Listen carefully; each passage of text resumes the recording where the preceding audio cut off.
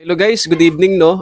Tara pag-usapan natin itong gaganaping peace rally ng ating mga kapatid na Iglesia ni Cristo ngayong Lunes no, diyan sa May Luneta na pinamagatang peace rally no, bilang pagsuporta sa panawagan ni PBBM na wag nang isampa yung impeachment. Kasi syempre guys no, wala namang may tutulong sa bansa natin to guys no. Hindi naman tayo kikita sa halip magkakawatak-watak pa tayo guys no. So ang panawagan ni PBBM is wag nang isampa yung impeachment complaint no. Naging Bisaya pa.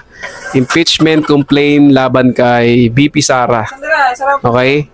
Pero itong rally na ito guys, sa mga naririnig ko dito sa mga DDS supporter no, kila Sara, mga DDS, sabi nila no, itong rally ng INC daw is bilang pagsuporta sa pinaglalaban ni Sara Duterte no. So naniniwala ba kayo dito guys? Kasi sa mundo nila guys no, sa mundo ng mga DDS, sila nag-uusap-usap no. Yan nga ang pinaniniwalaan nila guys no. Itong rally ng INC daw is bilang suporta sa pinaglalaban ni VP Sara. Yan yung pinaniniwalaan nila guys. So fake news lang ba ito guys? Totoo ba ito guys? Siyempre ang makakasagot dyan guys yung mga INC no, kung sino yung magsasagawa ng peace rally ngayong January 13 dyan sa May Luneta. So ano bang sinasabi nila tungkol dito sa peace rally nila guys? So guys, ito may clip sila na pinalabas. Makikita natin dito kung ano ang layunin ng pagrarally nila guys no. At mayroon din silang panawagan tungkol dun sa mga grupo na gagamitin daw ang INC rally na yan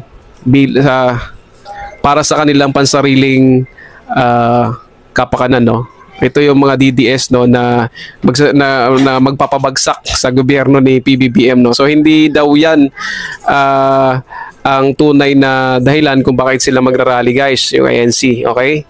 So itong video na to guys, may papakita ko sa inyong video. Sinasabi nila na kung ganyan ang motibo ninyo no, ang layunin ninyo pabagsakin yung gobyerno, pababain yung presidente, wag na lang po kayong sumama. So, itong video na to guys, papakita ko sa inyo para may pruweba tayo, no? Hindi tayo fake news.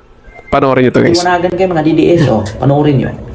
Hindi po pwede na nandun ka, tapos sasabihin mo dun sa habang nandun ka, sisigaw ka na, ibagsak! BBM resign!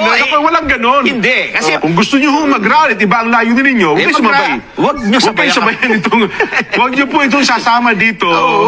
At huwag kayong sasama. Siguro sa ibang araw ho kayo. O kaya, diba? Yung mga ipinopost mo sa social media, nasabi mo, itong mga gagawin mo sa rally mo, ayan na. Suportado na tayo ng grupong malaki. Tapos ito ang agenda mo. Hindi ko kami kasama niyan. Hindi. At kung kayo po sasama at yun ang agenda ninyo, hindi kayo palang sinasabi na namin sa'yo, huwag na lang pumunta doon. So yan guys no, na nakita nyo na no, narinig nyo sa video nila guys na ayaw talaga nila ng mga ganyan no, ng mga pagpapabagsak ng gobyerno no. Siyempre yung mga INC religious group yan, may disiplina yan guys at saka magagandang ugali niyan. Bawal dyan guys yung mga nagmumura no, ano pa ba, sinungaling yan guys, bawal dyan niya sa relihiyon na yan guys. At siyempre bawal din sa kanila yan yung magnanakaw no, bawal sa kanila yan yung pagpatay no, parang inaano. So kayo guys, ano sa tingin nyo? Fake news ba yung sinasabi ng mga DDS na yung rally na gaganapin ngayong January 13 ng mga Iglesia ni Cristo is suporta kay Sara Duterte o ibang layunin ng INC sa rally nila? Kayo guys, mag-comment kayo sa baba kung ano sa tingin nyo ang... So yun lang guys no. Sana malinawan yung iba no tungkol dito sa rally na to guys no. Hindi po ito political no, bagkos ito po ay pagrarally lang ng isang grupo na walang ninanais no kundi ang magkaisa at walang kaguluhan sa bansa natin. Yun lang po guys. So iwas po tayo sa magagulong tao, no, na mahilig sa magpabagsak ng gobyerno. So yun lang guys. Good evening po sa lahat.